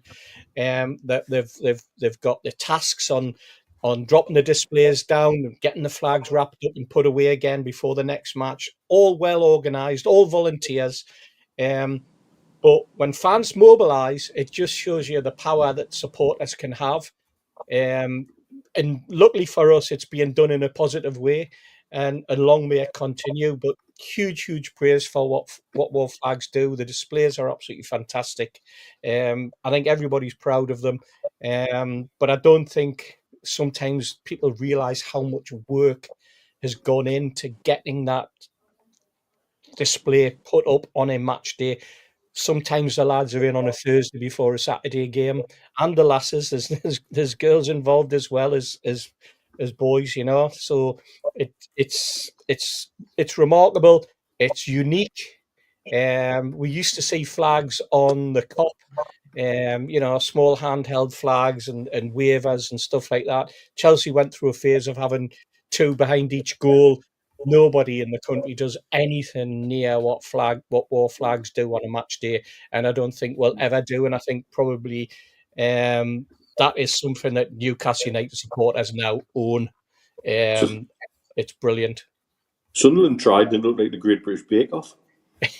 Yeah. Was that the Great British Bake Off? Credit as well to Sunderland today. I mean, like the PR team that keeps on giving down there. This was their Twitter account today. A uniquely formulated drink designed to support endurance and enhance hydration during prolonged exercise. Use Trisport 5 for an exclusive discount. It wasn't. If you haven't had a chance to look at that, of course it is Carabao. The comments on that were absolutely brilliant. Like absolutely brilliant. Do you think the lad running our social media just had to think, I've got to send this? And he just hit send, closed his laptop, went to the pub, I've had enough. That's the end of my day. Literally, I love the comment somebody put on my timeline about how they should put another discount code out, NUFC Cup Win 10 for another 10% off. Okay, time for a bit of this.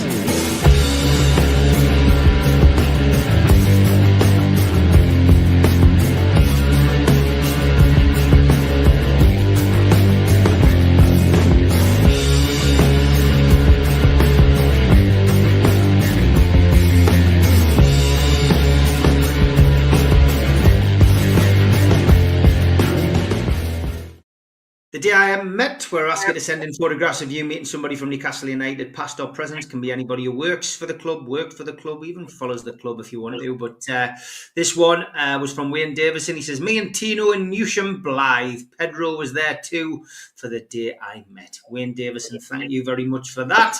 And if you've got a photo, all you need to do is get onto our email, nufcmatterspodcast1892@gmail.com, or go to our Facebook group or Facebook page, leave it on there, or at Steve Wraith on X, and we will be able to play that wonderful music.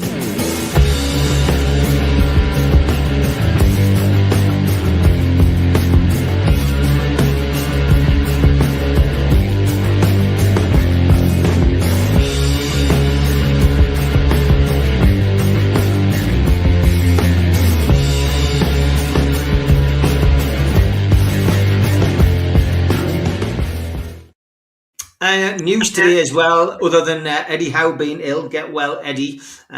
Jason Tyndall said today that he probably will be okay for Sunday, which is great. Had the game been tomorrow, he probably wouldn't have been all right, but been bedridden for a few days. A lot of nasty bugs going around at the moment, so good luck to Eddie in his recovery, and hopefully he'll be back in the dugout on Sunday. But the other news, of course... He wants to get that offer for some Carabao sports drinks just to rehydrate. Newcastle have confirmed that their first friendly fixture ahead of next season will be against Arsenal at the Singapore National Stadium on Sunday the 27th of July. Kick-off time isn't listed by Newcastle, but Arsenal have said it's 7:30 local time, which is 12:30 British summer time.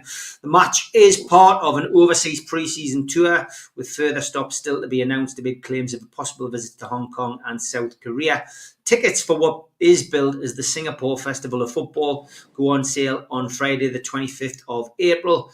More details will come from the club in due course. The venue, incidentally, holds 55,000. It's built on the site of the former National Stadium, and it is the same stadium that Newcastle visited in August 1996 when Kevin Keegan was manager, and our side scored 5 goals without reply to defeat an S-League Select 11.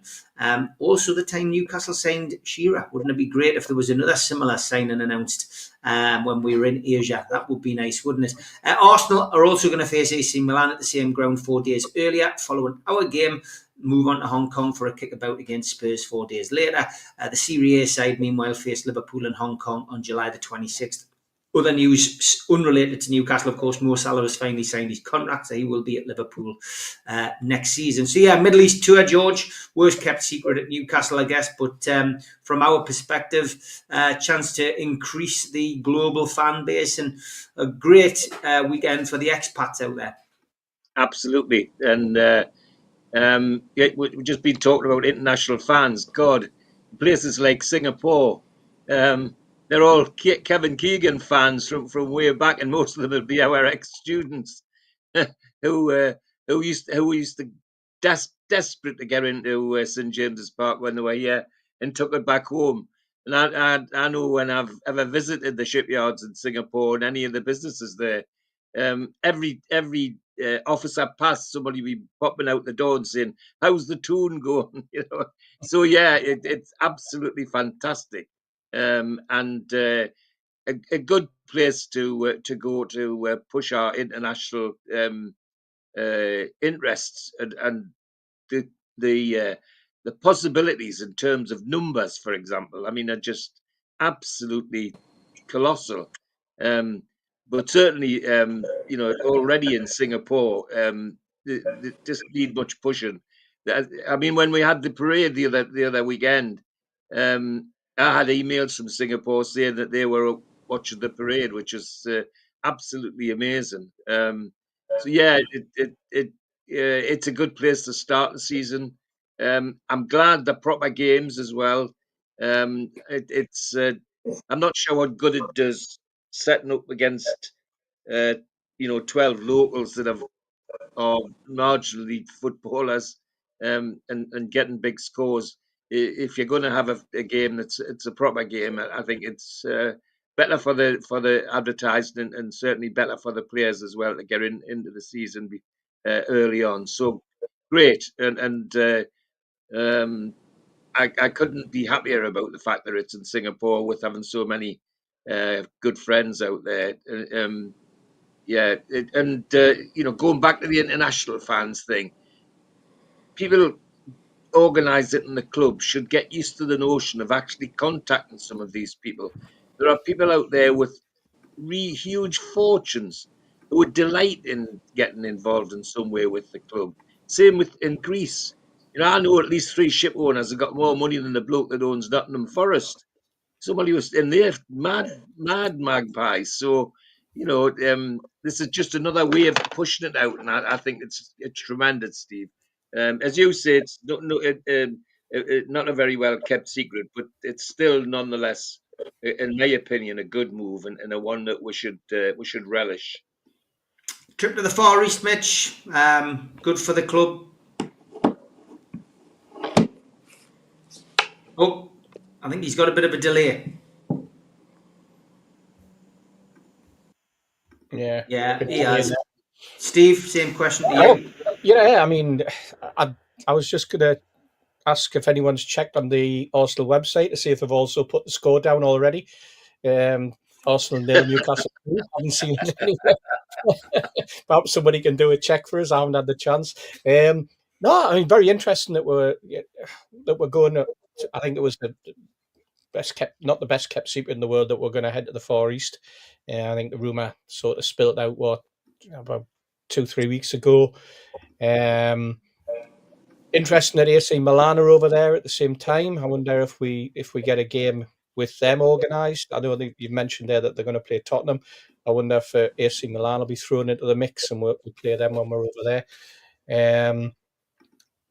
It's exposure. for the club. I don't know what it does to the players. All part of a pre-season sort of ritual of having to get on a plane, travel long distances, train in different conditions, and then you have the dietary problems that can encounter, and you've got the weather. And I think this is where the fitness regime that is set in place by our sort of conditioning team. This is when they start to earn their salt, because it's vitally important that you're not pushing players in that early part of pre-season in something that can get carried away into more than competitive when you're playing other Premiership teams. Having said that, I think we've been kicked off the park many a time in the past against locals as well. So I suppose you have to look at it and think the opposition are in the same boat when it comes to Arsenal. But you never read anything into them. You just look at it as an ambassadorial trip. I'm sure Eddie will get something out of whenever he's got his squad around him. But I think from a club, it's very much an ambassadorial thing to get out there and to push the club's name a little bit further, to show that there's willing to engage. I'm sure there'll be the same sort of events that took place when we were over in America, for example, last year or the year before. There'll be fan zones set up. There'll be all sorts going on in the week preceding the game. Shea Given will get himself another trip back over to Singapore, and he'll be there. And so in a way, what he's doing is going over there and setting the scene. We'll probably end up with Warren Barton, who seems to be a bit of an ambassador for us at the moment, and various other of the previous players like Bob Lee will be doing their own little bit, which is great for international fans to get to see some of the ex-players and to mix with them and to hear their stories. So all in all, we remain positive, but when it gets to July, we'll already have the fixtures out. We'll already be sitting there, and we'll be the next set of fixtures we'll be waiting for is, with a bit of luck, who will be playing in the Champions League, Steve. That's what's going to interest me. Mitch, good idea to be touring the Far East. Done it before, we'll do it again. We went on a Far East tour when we signed Shearer. Yep. And he was flown out there to join everyone. It's not new. The globalisation of the game is very real. It's something, I guess, I'm part of, again, having talked international supporters groups. And I can't tell you the excitement in Singapore. Yeah. About they've got an event tonight with Shea Given, and then they've got that happening pre-season. They're bouncing out there, absolutely bouncing. And we've got some of the Dubai mags, a couple of whom used to live in Singapore, are already making plans for pre-season to say, "Hey, that's a short hop for us now. Off we go." And so it can't be ignored. Talking to Simon from San Diego, who was on holiday in Japan recently. You can't get Newcastle merchandise in the Adidas shops in Japan. Sold out. That activation on Shibuya Crossing, the biggest activation that Adidas have ever done for a shirt. For the shirt you're wearing now there, Steve. Just unbelievable what, everybody's reaction to that has been in Asia. It's phenomenal. I tell you something else, Mitch, that nobody ever mentions, and that is when you go, like, for example, 8 years ago when I first came to visit you when you were in Dubai, when you've been there a few years, and you said, "Oh, come along, there's a few of the lads sit together and we'll watch the match," and we went there and there was 6. There was yourself, there was Stewie, there was Andy, there was a couple of other lads, who didn't support Newcastle, and that was about it. And then now I go over and there's like 250 in a room and it's all decked out with flags. And to think that what we've got, and I suppose, it's that richness, is that now we can, if we're going on holiday or if we're going for business, anywhere in the world, as supporters, we can look up and we can say, oh, we're going to miss a game. Where can I go and watch it? Oh, hang on, I'll contact the Singapore Mags. I'll contact the San Diego There's Mags. now a real genuine network Yeah, that's relatively easy for most of us to access, because you'll know someone. yeah, Most exactly. people will know someone who's connected somewhere, and that word will get around, and I know how to do that. The amount of people who reach out to me on social media, and by the way, real privilege to have a platform that people feel they can do this, and say, Mitch, I'm in Dubai on holiday with a family. Where do we go? Are the kids allowed? What can we do? I've just booked a table for the Villa game for someone. And I said, look, I'll book it for you. It's in your name. It's there. Bring the kids. Kids are welcome. No problem at all. The ability to do that's phenomenal. Yeah, it's globalization. It's the modern age of communication. The fact that I can sit here in Dubai and talk to you lot like I'm just round the corner. And on the days my internet behaves, it's probably a better connection than my dad's. Very bizarrely. And so, it reflects what's going on within the game as a whole. But our change in position within that, we're not anymore the parochial club of North East England. Yeah. We've become more than the club of 3 counties or 4 counties. And we're taking over that as well. There's some of those areas that were 50-50, I think, are probably these days much less 50-50.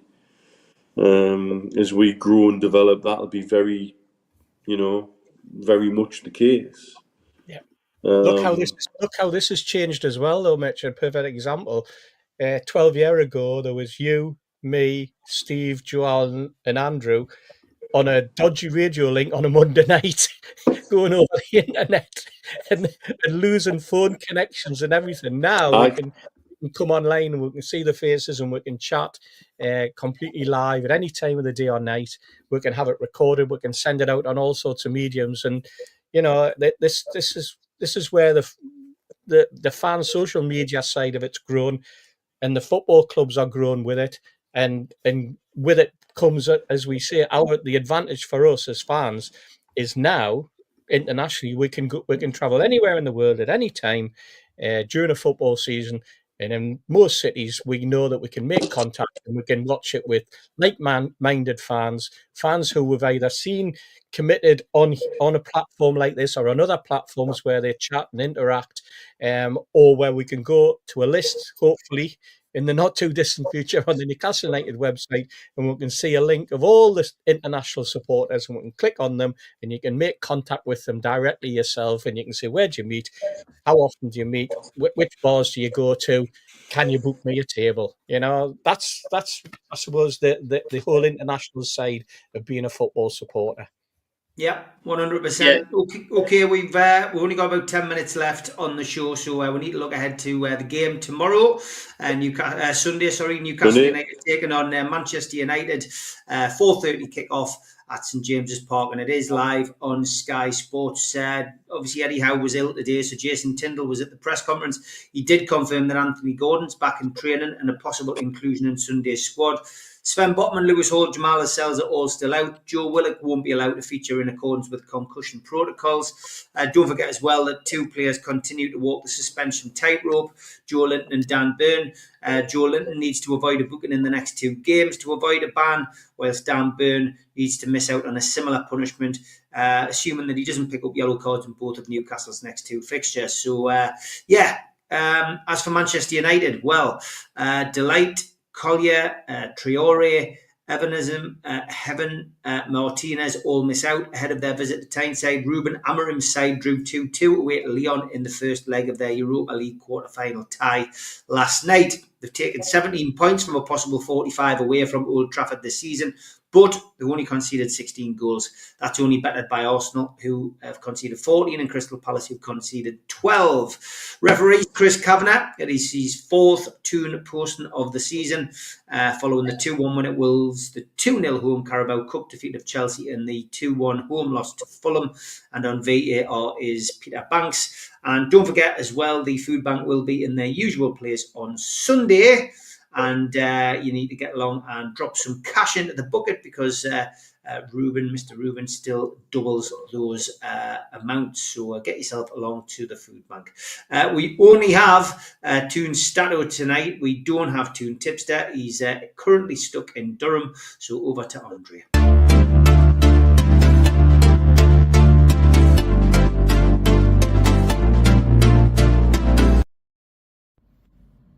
Hello everyone, greetings from the Gosford Grand Hotel.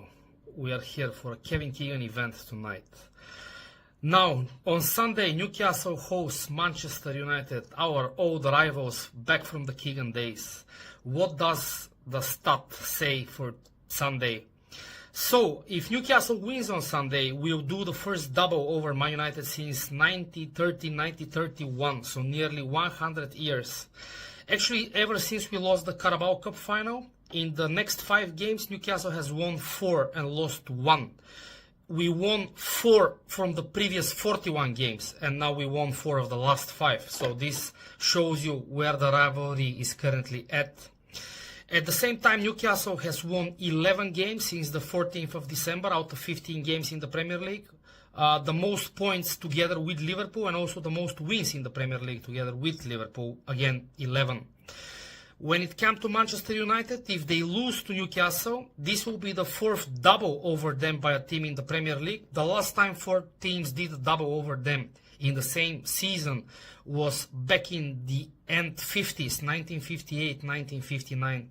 Jacob Murphy is probably having the season of his life. So far in all competitions, he has 19 goal involvements, 8 goals and 11 assists, including that assist at the Carabao Cup final.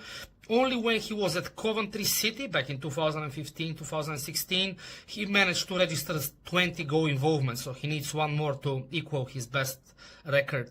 However, lads, see you all on Sunday. Thank you, Andre. Much appreciated.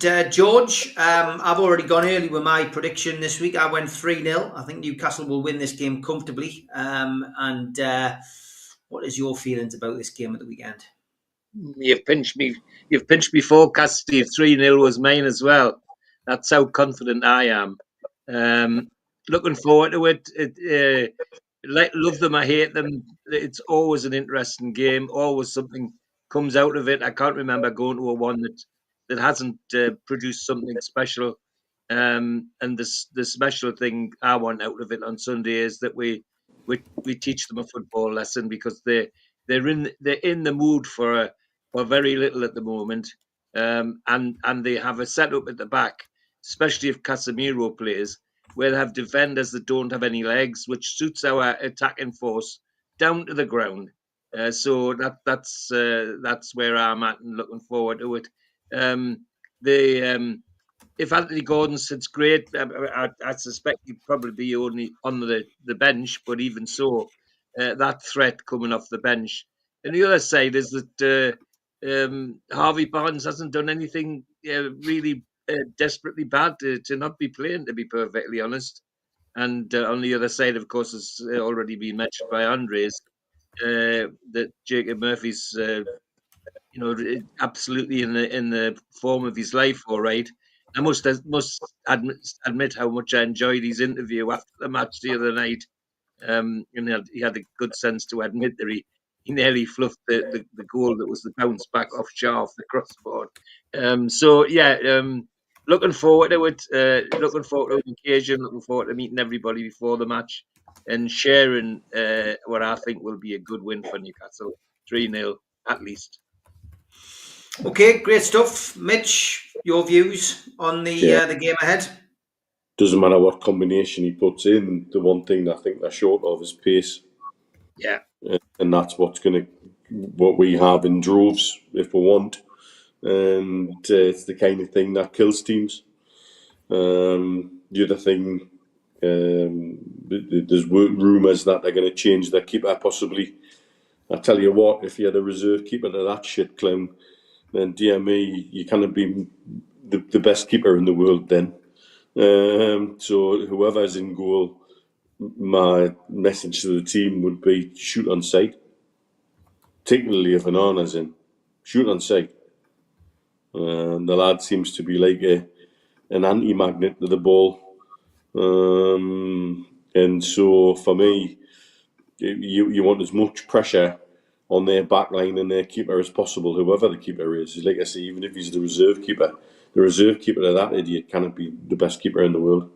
So there's opportunities to exploit.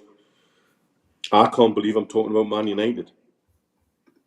Yeah. This feels like a conversation I should have had about Leicester. But I'm not. I'm talking about Man United. And the word to the players is the only respect that they have is the badge on their shirt and their history. Right now, don't respect a single one of them. Get stuck in. And if we apply ourselves, it should look after itself. Okay, what does the dice say? The dice says, after all of that, it's going to say 1-1, isn't it? Except it doesn't. It says 3-0. Good. And what do you reckon? 2-0. 2-0. Okay. It could be a potential Anana skin, says Andrew. Very good. See what you did there. Steve? I find this fascinating to go in at this end of the season playing Manchester United, a team of so much history and quality over the years, and the cup wins and the league wins that they've had and the success. And it's a club that's literally given up this season. They wrapped it in January, and it's like, what on earth? I mean, they got the new manager in October. He wrapped it in January and decided, oh, we'll just concentrate on the Europa Cup, because that's pretty obvious. Because he's created a system of where he wants to play, but he hasn't got the personnel to do it. And Anana as a goalkeeper is someone who is desperate to have at least four defenders in front of him. So he's insisting on playing a back three. Straight away, the kid's exposed. The wing backs, well, I just don't. Honestly, I just don't understand. And he's got Casemiro and Fernandes is holding that team together. He's a one-man team, and that's despite the fact that he spends so much of the game trying to either referee it or remonstrate with everybody around him because the whole world's going wrong. But he's got that ability to be able to put a free kick in or a shot, and create something usually for himself. So he is a danger man. But having said that, I think we could completely overrun this bunch, because they are a ragtag bunch. They really are. And Mitch is dead right. There's no pride in that team. They might have a little quality, but there's no pride. There's no playing for the badge. There's few of them playing for themselves. They're playing to get out. And most of them, I think, know that they're on their way out. Ratcliffe and the takeover of the way that he's treated that football club, the way that he's treated its supporters, the way that the supporters are being ousted from various parts of the ground, disrespected, 40 and 50 years with a ticket, and they're being thrown out of the ground and told, no, you're not wanted anymore. You're being taken over by someone who wants to pay 3 or 4 times more than you and wants to sit behind the dugout. That type of thing's been going on. The way that they treated their disabled fans, the price in the car parking that they've played around with. You go back to the days of Roy Keane talking about the prawn sandwich brigade. God, it's gone way, way beyond that now at Manchester United. It really has. I mean, they're they're becoming an absolute joke of a football club in the way that things have happened this season. I enjoy when we play against Man United because it's usually an occasion. The fans that turn up are usually very loud and very vociferous. But you know what? They're there for the taking, and we're going to take them. I'm going to go with the dice. I'm going to go with a 3-0 because it has to be. It's got to. It's. I think the dice said 1-0, but I'm going to go for a 3-0 at everybody else. Oh no, the dice said 3-0. Dice said 3-0. Well, there you go. Then I'm going to stick with that. I'm going to go for 3-0. We've just got pace all around the pitch. I thought we played within ourselves on Monday. I mean, that phrase never got out of second gear. It's been used so much this weekend. But we've got the quality everywhere across that pitch and in every single position. And it's not very often you've been able to say that about Newcastle United and Manchester United, but in every single in every single position, we are better. Jobber Donny says, take care everyone in the chat. Much love. Thanks to the 4 blokes talk, and one day I'll remember their names. We're bringing him back down to earth. Big thanks to George Hayes. He's won the T-shirt, and as always, he's donated it to the person who donated the £5, and he's paying the £100 over to Age UK. Thank you for that, and big thanks to everybody who's donated to John Joe's GoFundMe page. It was at £376 when we asked you. It's up to £1,246 now, and it keeps on going. So thank you. That is our job done on that tonight. Nearly £1,000 raised. Big thank you to everybody for taking part in that. Please share it as well. If you've got the link, give it a share.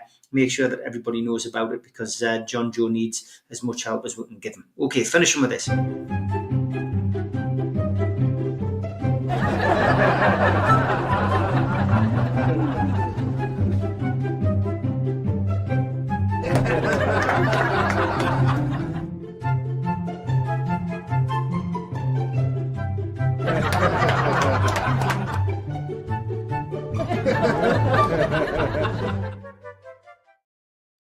Such a shame about the fella what sang the hokey cokey dying. Funeral was a nightmare. They couldn't close the coffin. Every time they pulled his left leg in, he pulled his right leg out.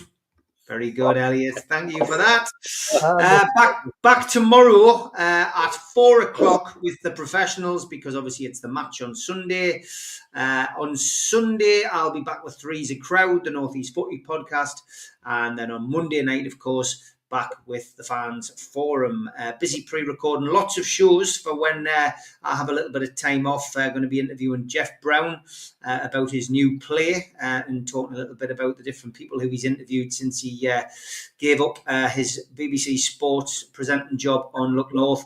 And I'll be interviewing Paul Ferris as well about his latest book on Newcastle United. Already had Paul on the show in when he was talking about his previous books, but Paul's going to come on and talk a little bit more about his time at Newcastle United. But thanks to Steve, to Mitch, to George, thanks to everybody in the chat.